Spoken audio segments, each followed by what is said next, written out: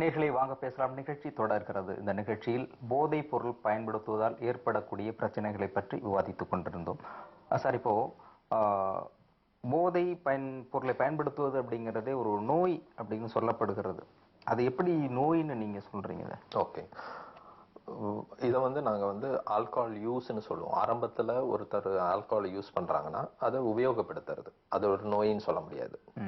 ஆனா ஆல்கஹால் நான் யூஸ் பண்ணும்போது அது என்னை சுத்தி இருக்கிறவங்களுக்கும் என் உடம்புக்கும் பிரச்சனைகள் வருது, ஒரு ரோதனை வருதுன்னு தெரிஞ்சும் அதை எடுத்துக்கிட்டா அதை அபியூஸ்ன்னு சொல்றோம், துஷ்பிரயோகம் பண்றோம். அதுக்கும் அடுத்த கட்டம் அதை டிபெண்டன்ஸ், அது இல்லாம நான் இல்லை அப்படின்ற ஒரு இடம் வரும்போது அதை நோயின்னு சொல்றோம். சுருக்கமா இதை கேஜ்னு சொல்லுவோம். அதாவது கேஜ் சொல்றதுக்கு முன்னாடி நான் ஒண்ணு சொல்லிடுறேன். ஒரு 2 வருஷம் ரெகுலரா ட்ரிங்க் எடுத்தாவே போதும். 2 வருஷம் ரெகுலரா ட்ரிங்க் எடுத்தா ஒருத்தனுடைய மூளையில சில நிரந்தர மாற்றங்கள் நடக்க ஆரம்பிக்குது. அந்த நிரந்தர மாற்றங்களானது நாங்க கிரேவிங்னு சொல்றோம். ஸோ மூளையிலிருந்து ஒரு கட்டளை வரும், ஆல்கஹால் வேணும்ன்றது. அந்த கட்டளை வந்துடுச்சுன்னா அவனுக்கு நீங்க புத்திமதி சொன்னாலும், இல்ல கெஞ்சினாலோ, இல்ல கொஞ்சினாலோ, இல்ல அவனை அடிச்சாலோ, இல்ல அவனுடைய மனைவி அவங்க அம்மா வீட்டுக்கு ஓடி போனாலோ, இல்ல தற்கொலை முயற்சி பண்ணாலோ அவனை எந்த விதத்திலையும் அது தடுக்காது.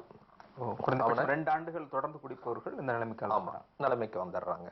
ஒரு சுருக்கமா 4 கேள்வியில ஒருத்தர் குடி நோயாளியா இல்லையான்றது நம்ம சொல்லலாம். முதல் கேள்வி என்னன்னா, என்னைக்காச்சும் குடிய நிறுத்தணும்னு நம்ம நினைச்சிருக்கோமா? ஒரு நார்மலா இருக்கிற ஒரு ட்ரிங்கை யூஸ் பண்றவங்க யாருமே குடிய நிறுத்தணும்னு நினைக்க மாட்டாங்க. குடிய நிறுத்தணும்னு ஒருத்தன் நினைக்கிறானாவே அது அதிகப்படியா இருக்குன்னு அர்த்தம், அவன் குடி நோயாளின்னு அர்த்தம். ரெண்டாவது, அவன் குடிக்கிறதுனால அவனுக்கோ இல்ல அவனை சுத்தி இருக்கிறவங்களுக்கோ ஒரு சங்கோஜத்தை கொடுக்குதுன்னா அவன் நோயாளின்னு அர்த்தம். மூணாவது, தான் குடிக்கிறதுனால அவனுக்கு ஒரு குற்ற உணர்ச்சி வருது, ஐயோ நம்ம ஓவரா குடிக்கிறோம், இனிமே குடிக்க கூடாது, குடியை நான் நிறுத்தணும் அப்படின்னு அவர் ஒரு குற்ற உணர்ச்சிக்கு உள்ளாகும் போது அவன் நோயாளின்னு அர்த்தம். கடைசி ஐ ஓபனர்னு சொல்லுவோம். காலையில தூங்கி எழுந்தோடனே எனக்கு ட்ரிங்க் வேணும், என்னுடைய நாள் தொடங்கணும்னா ட்ரிங்க் இருந்தாதான் அப்படின்ற ஒரு நிலையினா அவன் முழு குடிகாரன் அர்த்தம். ஸோ இப்படி 4 கேள்வியில எந்த ஒரு கேள்விக்கு ஆம்னு நீங்க பதில் வந்தாலும் அவன் குடிநோயாளின்றதுக்கு இதுதான் பொருள். ஓகே, தொடர்ந்து பேசலாம். மேடம், இப்போ இந்த குடியை பற்றி பேசி கொண்டிருக்கின்ற பொழுது அந்த குடிப்பழக்கம் அப்படிங்கிறது எப்படி, எந்த இடத்தில் ஆரம்பிக்கிறது, அதனுடைய முடிவு அப்படிங்கிறத பற்றி உங்களுடைய கருத்து? இப்பதான் நம்ம பேசிட்டு இருந்தோம் இல்லைங்களா, இப்போ ஸ்டார்டிங் அது எக்ஸ்பெரிமெண்ட் எக்ஸ்பீரியன்ஸ் அதுக்காக தான் போறாங்க.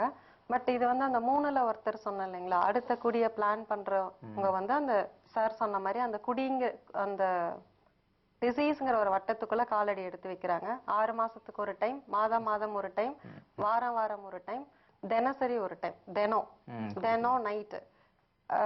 அப்புறம் பாத்தீங்கன்னா இந்த தினம் நைட்டுங்கிறது நேத்தி வரைக்கும் இதனுடைய கால அளவு கம்மியாகிக்கிட்டே வரும். ஒரு குடி நோயாளிக்கு ஒரே நாள்ல இது வந்தது கிடையாது.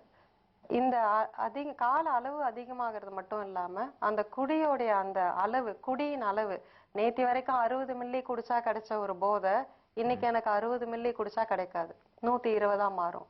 120 ஒரு வருஷம் கழிச்சு இல்ல ஒரு 6 மாதம் கழிச்சு 240 மாறும். ஏன்னா அந்த மூளைக்கு இங்க எடுத்துக்கிட்ட குடி அளவு பத்தாம போயிரும். ரெகுலரா குடிக்கிறவங்களுக்கு 60 மில்லியிலே நிறுத்திக்க முடியாது. இந்த குடி நோயாளிகள்னு நாங்க சொல்றவங்க அந்த குடியோடைய அளவும் அதிகமாயிட்டு போகும். அப்புறம் தெளிய குடிப்பாங்கன்னு சொல்லுவாங்க. காலையில எழுந்த உடனே குடிதான் சார் சொன்ன மாதிரி.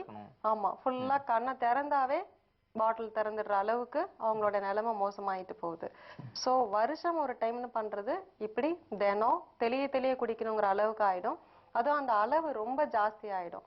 சோ இந்த அளவு ஜாஸ்தி ஆகுறதுனால என்ன ஆகும்னீங்கன்னா அவங்களுக்குள்ளே ஒரு குற்ற உணர்வு வரும். சார் சொன்ன மாதிரி இப்ப என்னுடைய மனைவிக்கு குடும்பத்துல பிரச்சனை, குழந்தைங்க சரியா படிக்க மாட்டாங்க, குழந்தைங்க நிறைய விதத்துல மனநலம் பாதிக்கப்படுறாங்க இப்ப பார்க்கும்போது. அப்புறம் வேலையில அலுவலகத்துல பிரச்சனை, ஏன்னா சரியா கணக்கு போட முடியாத நிறைய கேஷியர்ஸ்லாம் அந்த ட்ரிங்க்னால. குடிப்பவரால் அந்த குடும்பத்துக்கு பாதிப்பு நிறைய இருக்கு இப்படிங்க. அப்புறம் ஆப்போனண்டா இது சொன்னாங்க, குடிப்பவரால் குடும்பத்துக்கு பாதிப்பு அப்படிங்கறது குடும்பத்தால் பாதிப்பு ஏற்படுவதால் குடிக்கிறாங்க அப்படிங்கிறது இல்லையா? பெரும்பாலும் குடிக்கிறவங்க சொல்றது வைஃப் பிரச்சனை, இவங்க பிரச்சனை. அப்போ இந்த பிரச்சனையிலிருந்து குறைந்தபட்சம் டெம்பரவரி ரிலீஃப் ஆகுது எனக்கு தேவைங்கிறதுனால குடிக்க ஆரம்பிக்கிறாங்க இல்லையா? அதுவும் இருக்கு. அதுக்கு தான் நாங்க இங்க என்ன பண்றோம், இங்க டி அடிக்ஷன் சென்டர் வரும்போது ஃபேமிலி கவுன்சிலிங்னு ஒரு 4-5 செஷன் வைப்போம். இவருடைய குடிக்கு எதெல்லாம் காரணம், குடும்பம் சூழ்நிலை ஒரு காரணமா, இல்ல ஆபீஸ் சூழல் காரணமா, இவருடைய ஒர்க் பிரஷர் காரணமா, சோ நம்மளால முடிஞ்ச வரைக்கும் சூழ்நிலைய மாத்தக்கூடியதை வந்து ஓரளவுக்கு மாத்த முயற்சி பண்றோம் ஃபேமிலி கவுன்சிலிங்ல. 2 சைடும் ஆலோசனை பண்ணிட்டு தான் இருக்கோம். இப்ப வந்து அடுத்தது அந்த குடியோடைய அளவு ஜாஸ்தி ஆயிட்டு இருக்கு அப்படின்னு சொன்னோம் இல்லைங்களா, அவங்களுக்கு ஒரு குற்ற உணர்வு வரும்.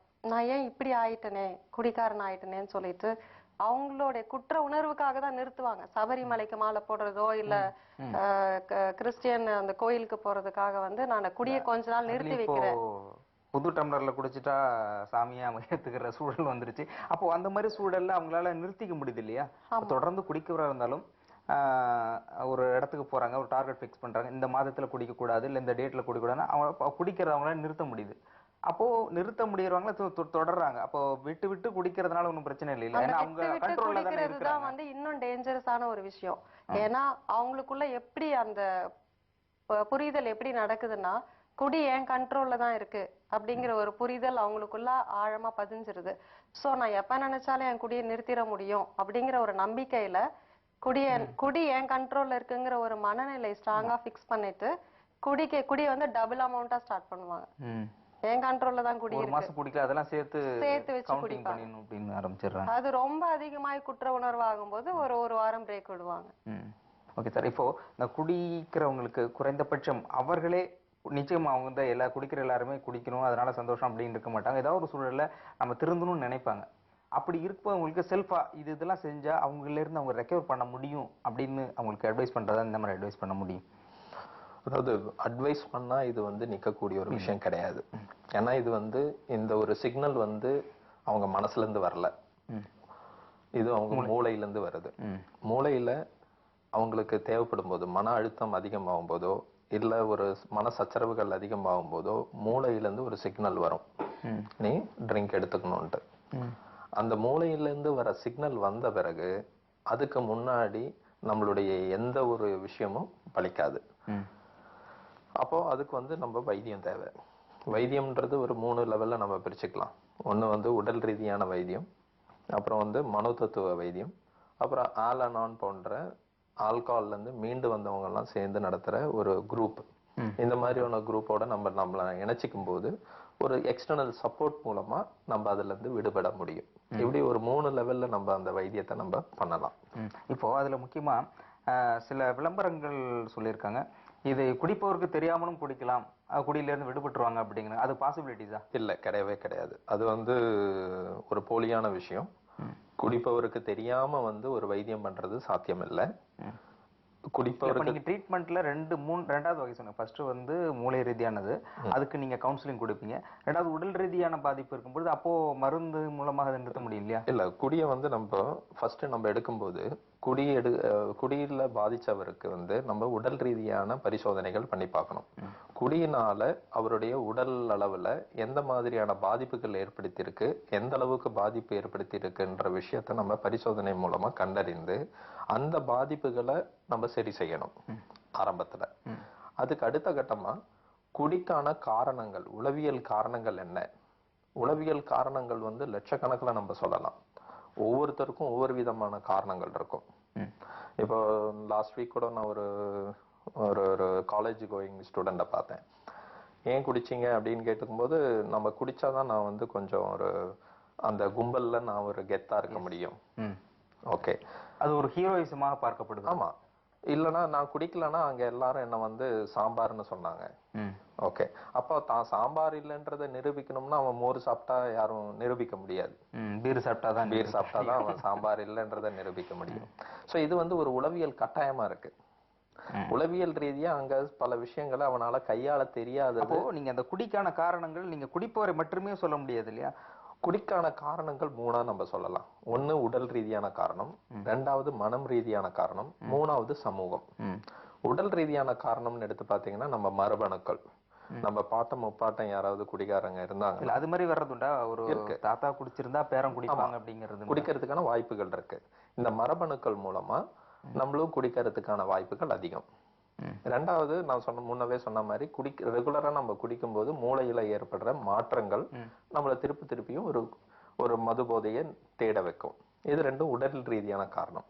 மனம் ரீதியான காரணம் கவலையை மறக்க, பயத்தை குறைக்க, இல்ல ஒரு பியர் பிரஷர், இந்த மாதிரி சோசியல் இஷ்யூஸ் அப்படின்னு எடுத்து பாத்தீங்கன்னா ஈஸி அவைலபிலிட்டி. இப்ப நீங்க தெருவு டாஸ்மாக் திறந்தோம்னா டெஃபினட்டா குடிகாரங்களாவாங்க.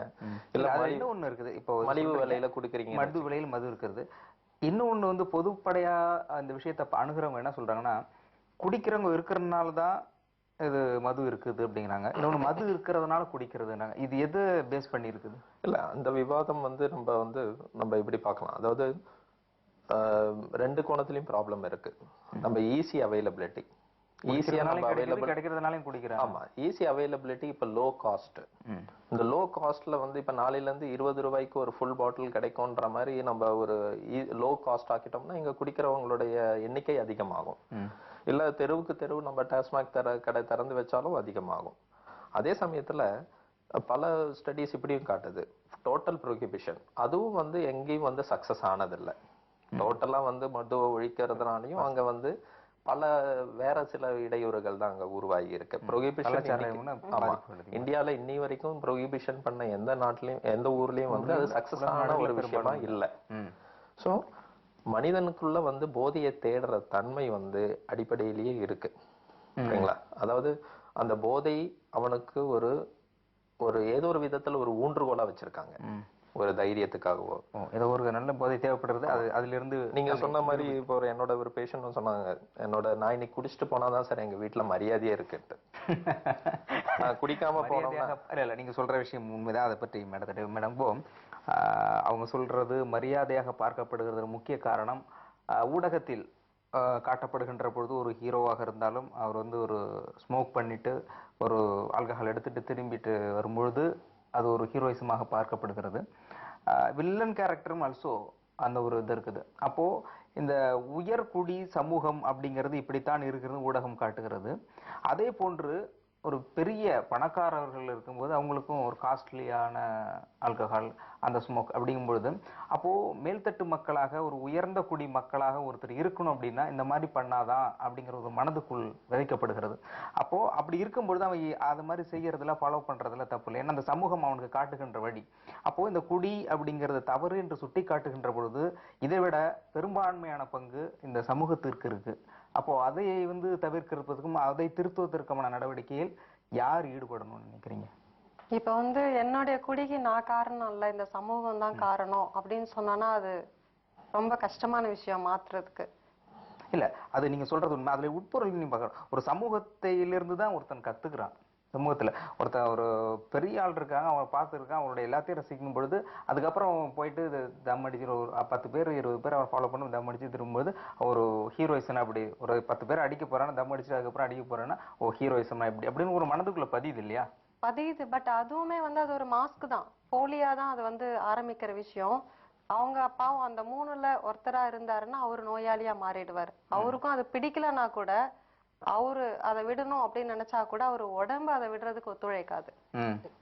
இந்த பங்கு வந்து ஒவ்வொருத்தருக்கும் இருக்கு. மீடியா, சினிமா முக்கியமா, சரிங்களா? இந்த மீடியாவும் சினிமாவும் தான் வந்து ஆல்கஹாலை ஒரு ஹீரோயிசத்தோட அதை நம்ம இணைச்சி நம்ம விஷுவலா காட்டுறோம்.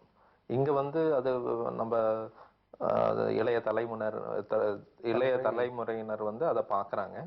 ஹீரோயிசமும் ஆல்கஹால் இல்ல, ஒரு பெண்ணை வந்து நம்ம ஈர்க்கணும்னா சிகரெட் பிடிக்கிறது, இந்த மாதிரியான விஷயங்கள் நம்ம வந்து விஷுவலா காட்டும் போது அது ஒரு பெரிய தாக்கத்தை. இப்போ நீங்க திரைப்படம் ஊடகம் அப்படின்னு நேரடியாக குற்றம் சுமத்துன்ற பொழுதும் அவர்கள் தரப்பில் எதை சொல்றாங்கன்னா, சமூகத்தில் எது நடக்கிறதோ அதைத்தான் நாங்க வந்து படமா காட்டுறோம்னு சொல்றாங்க. அது எங்களுடைய நாங்க இது வந்து இது மாதிரி காட்டி ஒரு சமூகத்தை கெடுக்கணுங்கிறது எங்களுடைய நோக்கம் இல்லை. இப்போ உயர்குடி மக்கள் எப்படி இருக்காங்க, ஒரு பிசினஸ் பாயிண்ட் ஆஃப் வியூல ஒருத்தர் பேசணும், வெளிநாடுகளில் இருந்து பலர் வந்து தங்கி ஒரு இடத்துல வந்து பேசுறாங்கன்னா அன்று இரவு அவர்கள் ஸ்மோக் இந்த ஆல்கஹாலிக் இப்படி இருந்துகிட்டு அதை பற்றி பேசுறாங்க பிசினஸ். இதுதான் நடைமுறை உலகமாக இருக்கிறது. நடைமுறை உலகம் எதுவோ யதார்த்த உலகம் எதுவோ அதைத்தான் நாங்க காட்டுறோம் அப்படின்னு சொல்றாங்க. ஆக இந்த குடி அப்படிங்கிறது ஒன்றிலிருந்து வேறுபட்டதில்ல. உயர்குடி மக்கள் என்ன நினைக்கிறாங்க, அதை சமூகத்திலிருந்து ஊடகம் பிரதிபலிக்கிறது, அதை அடித்தட்டில் இருக்கிறவங்க பார்த்து ஃபாலோ பண்றாங்க. மேல்மட்டத்திலிருந்து தான் இது வந்துகிட்டு இருக்கு அப்படின்னு சொல்லப்படுகிறது. இல்ல, அதாவது மேல்தட்டு கீழ்த்தட்டு இல்ல. நம்ம நம்ம இந்தியாவை பொறுத்த வரைக்கும் குடி வெளிநாடுகளோட ஒப்பிட்டு பார்க்கும்போது டோட்டலி டிஃப்ரெண்ட்.